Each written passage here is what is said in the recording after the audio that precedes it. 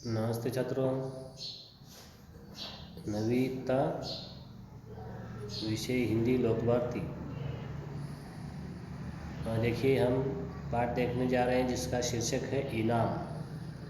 अब इनाम इस पाठ का कुछ हिस्सा हमने देखा है, बाकी हिस्सा जो है आज हम देखने जा रहे हैं। देखिए मैं पढ़ रहा हूँ, आप इसको सुनिए और समझने की कोशिश करें।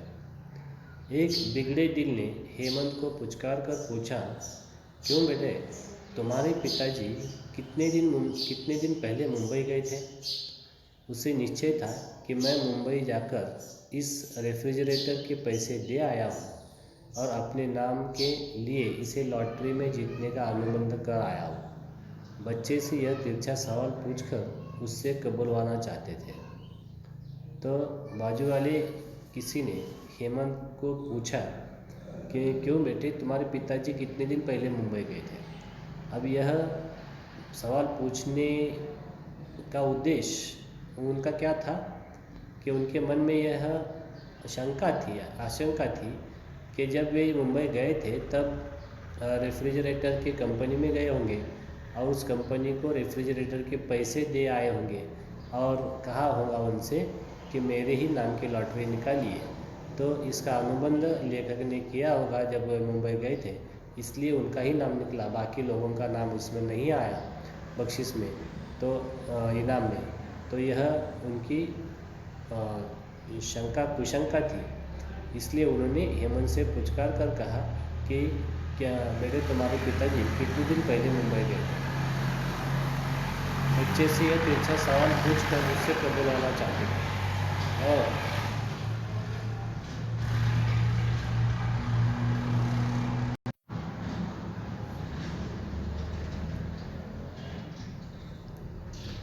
और बच्चों से ये तिरछा सवाल पूछकर उनसे ये कबूलवाना चाहते थे कि इनाम वगैरह कुछ इनको मिला नहीं है, ये तो इन्होंने पैसे दे करके अपना नाम जो है इसमें से निकाला है। आगे देखिए, बच्चों को इन झगड़ों से क्या, वे हंस कर अपना रेफ्रिजरेटर सबको दिखा रहे थे। हेमंत बोतलों से पानी पिला रहा था और अमिता खाली बोतलें भर कर लगा रही थी। खैर, राम राम करके उस दिन के टंटे से तो पीछा छूटा, लेकिन आगे क्या आने वाला था उसका हमें अब आभास भी नहीं था।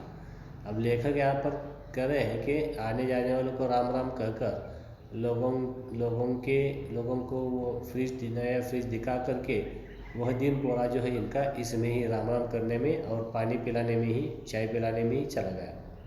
लेकिन आगे क्या होने वाला था, लेखक कहते हैं कि इसका बिल्कुल भी आभास, इसकी बिल्कुल भी कल्पना हमें नहीं थी।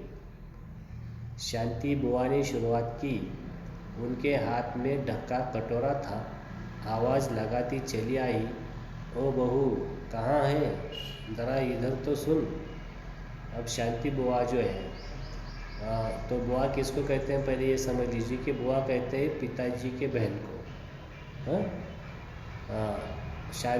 तो शांति बुआ ने शुरुआत की। तो शांति बुआ जो है वहाँ इनके घर में आती ही आ रही थी, तभी उनके हाथ में क्या था कि हाथ में एक ढका कटोरा था, मतलब एक कटोरा उनके हाथ में था जो कि ढका हुआ था। आवाज़ लगाती चली आ रही थी कि वो बहू कहाँ है, ज़रा इधर तो सुन। और बहू से कह रही थी, अब देखिए उनके भाई की बहू और उनकी बहू एक ही है, इसलिए भाई की बहू को वो अपनी ही बहू समझ सकती है। तो वो कह रही थी कि ज़रा सुनो तो, इधर तो सुनो।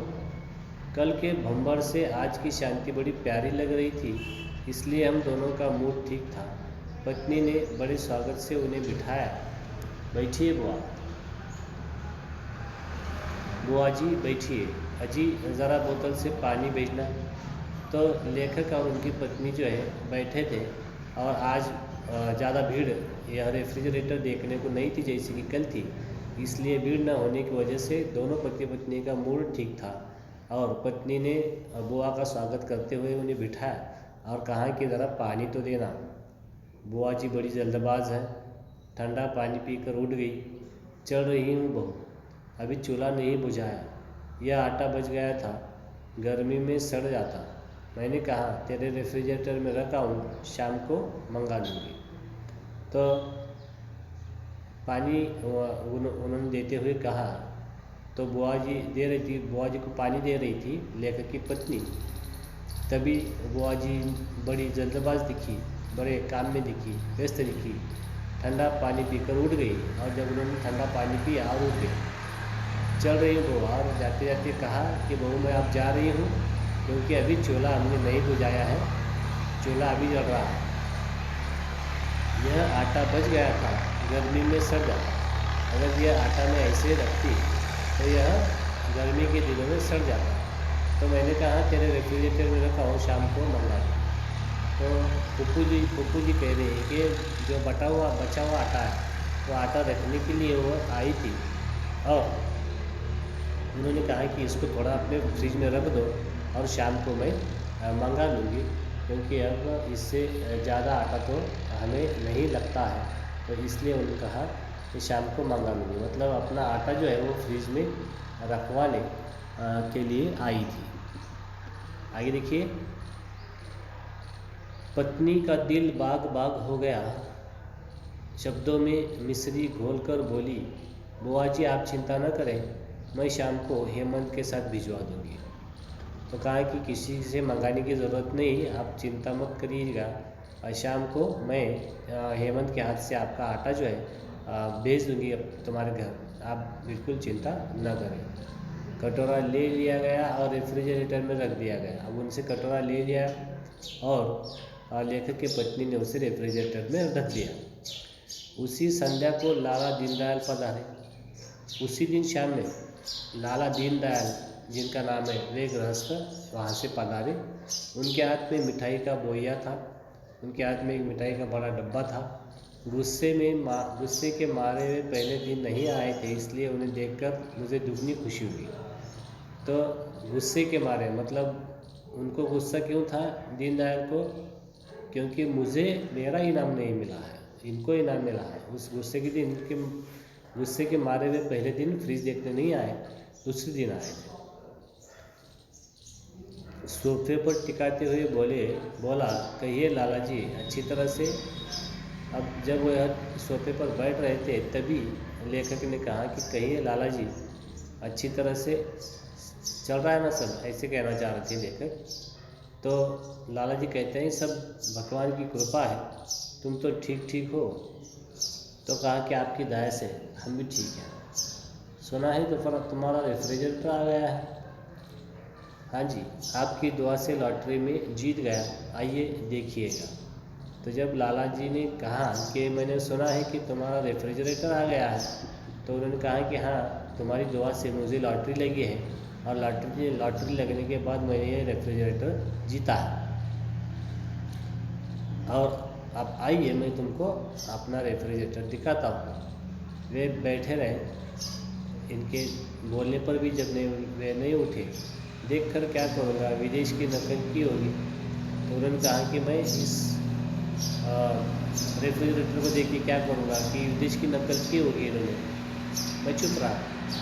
पत्नी के कानों में बच्चों ने बगल डाल दी कि बगल वाले ताऊ जी आए हैं। आम की आइसक्रीम तश्तरियों में लगाकर चली आई। लाला जी लीजिए, सवेरे जमाई थी। नहीं बेटी, मुझसे नहीं खाई जाएगी, मैंने भी जोर दिया। लीजिए लाला जी, थोड़ी तो लीजिए। तो यह देख रहे हैं हम कि लाला जी जब यह देखने के लिए आते हैं तो उन्हें भी यह फ्रिज जो है दिखाया जाता है, और दिखाए जाने के बाद वे कहते हैं कि ज़रूर इस फ्रिज में विदेशी नकल की होगी। तो लेखक चुप रहे, लेकिन पत्नी के कानों में बच्चों ने भनक डाल दी कि बगल वाले ताऊ जी भी आए हैं। और बगल वाले ताऊ जी आने की खबर जो है बच्चों ने पत्नी के कान में, लेखक के पत्नी के कान में डाल दी, मतलब बोल दिया। आम की आइसक्रीम तश्तरियों में लगाकर चली आई। अब आम की आइसक्रीम जो है उस एक तश्तरी थी, तश्तरी मतलब होती है बड़ी प्लेट, जिसको तश्तरी कहते हैं। तो उस तश्तरी में उन्होंने क्या किया कि आम की आइसक्रीम जो है लेकर चली आई। लाला जी लीजिए, सवेरे जमाई थी। और देते हुए उन्होंने लाला जी से कहा कि लीजिए लाला जी, सवेरे जमाई हुई थी, आप खा लीजिए इसको। नहीं बेटी, मुझे नहीं खाई जाएगी।